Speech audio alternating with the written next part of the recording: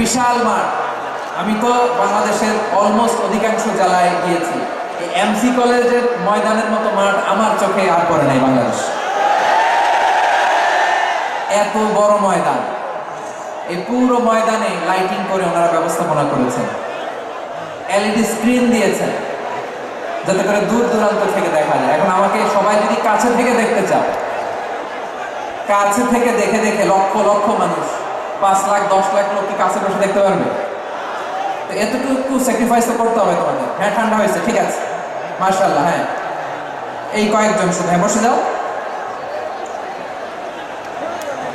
আল্লাহর ওয়াস্তে আমি সবাইকে দেখতে পাচ্ছি, আল্লাহর ওয়াস্তে মেহেরবানি করে চুপ থাকো। প্রিয় ভাইয়েরা, বিশ্বনবী তিনি মানুষের হৃদয়ে আশা জাগান। আমরা মানুষকে ভয় দেখাই, ঠিক কিনা?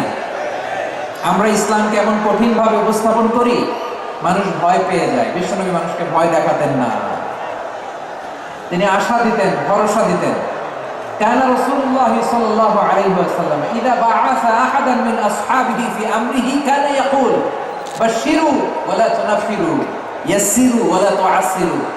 কাউকে কোনো দায়িত্ব দিয়ে পাঠালে সাহাবাদেরকে তিনি বলে দিতেন প্রত্যেককে যে বাশিরু ওয়ালা তুনাফিরু, মানুষকে সুসংবাদ দিও, দিন থেকে ভাগিও না।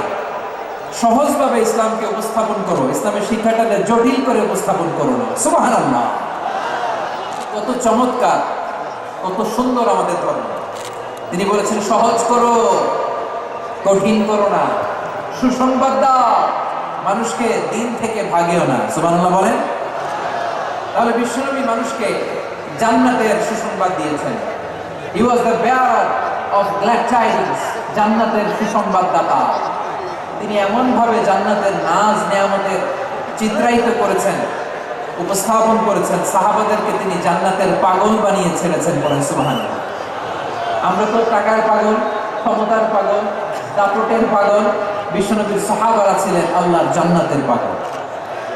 কিসের পাগল? আমরাও আল্লাহর জান্নাতের পাগল হতে চাই কি চাই না?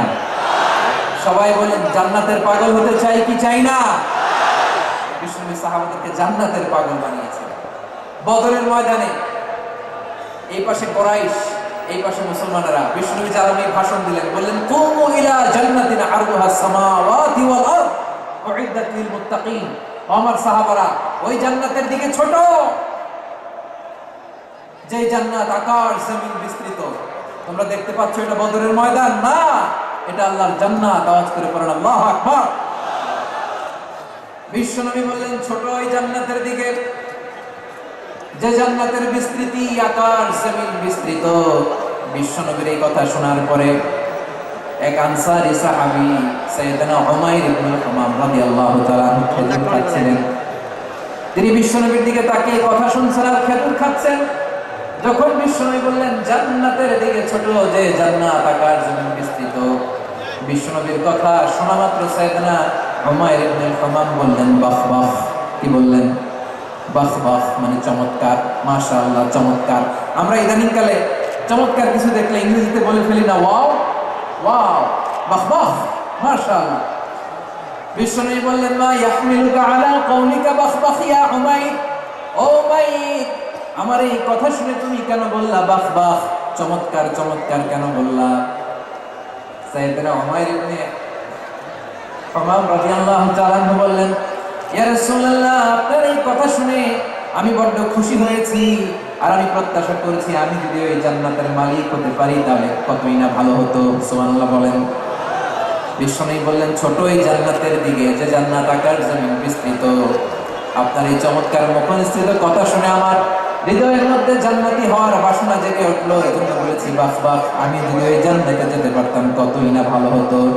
উমাইরের কথা শুনে বিশ্বনবী বললেন ঠিক আছে উমাইর, জান্নাতে ঢোকার জন্য, জান্নাতের অধিবাসী হওয়ার জন্য যেহেতু তোমার এত আকাঙ্ক্ষা, আমি বলে দিলাম আনতা মিন আহলিহা, তুমি আল্লাহর ওই জান্নাতের অধিবাসী হবা। যাও উমাইর, তুমি ওই জান্নাতের অধিবাসী, ওই জান্নাত তুমি ঢুকবা, তুমি জান্নাতি। তার মানে সহজ কথায় তুমি জান্নাতি। সুবহানাল্লাহ বলেন।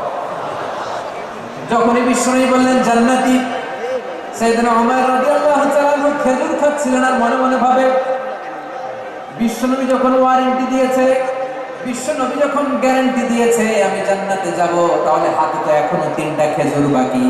এই 3টা খেজুর যদি খাই তাহলে জান্নাতে ঢুকতে দেরি হয়ে যাবে। সুবহানাল্লাহ পড়েন। হাতে কয়টা খেজুর? 3টা খেজুর। বিশ্বনবী বললেন উমাইর আনতা মিন আহলিহা, তুমি ওই জান্নাতের অধিবাসী, তুমি জান্নাতি। উমাইর চিন্তা করলেন আমি জান্নাতি, নবীর মুখ দিয়ে যখন বের হইছে ওই জান্নাতে তো আমার ঢুকতেই হবে, কিন্তু হাতে 3টা খেজুর খেয়ে যদি জিহাদের ময়দানে যাই তাহলে জান্নাতে যেতে তো দেরি হয়ে যাবে। এই চিন্তা আসা মাত্রই খেজুর 3টাকে তিনি ছুঁড়ে মারলেন, তলোয়ার বের করে আল্লাহু আকবার বলে বদরের ময়দানে ঝাঁপিয়ে পড়লেন। আল্লাহর শত্রুদেরকে কচুকাটা করে এক পর্যায়ে শাহাদাতের সুধা পেয়ে নিজেও জান্নাতি হয়ে গেলেন। পড়েন সুবহানাল্লাহ।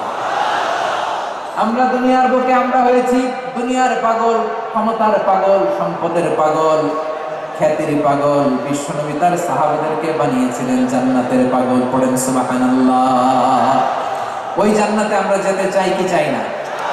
একা না সবাই মিলে? একা না সবাই?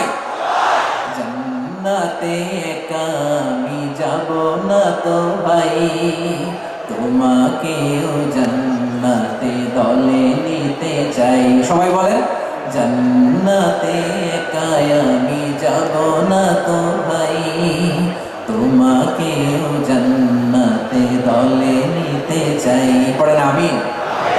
সিলেটের এই ঐতিহাসিক এমসি কলেজ ময়দানে আজ রাতে এই চমৎকার রজনীতে আমরা যেমনি একত্রিত হলাম, আল্লাহ জান্নাতুল ফেরদাউসের জন্য আমরা একত্রিত হতে পারি। আল্লাহ তুমি কবুল করুন। সবাই আওয়াজ করে পড়েন আমিন।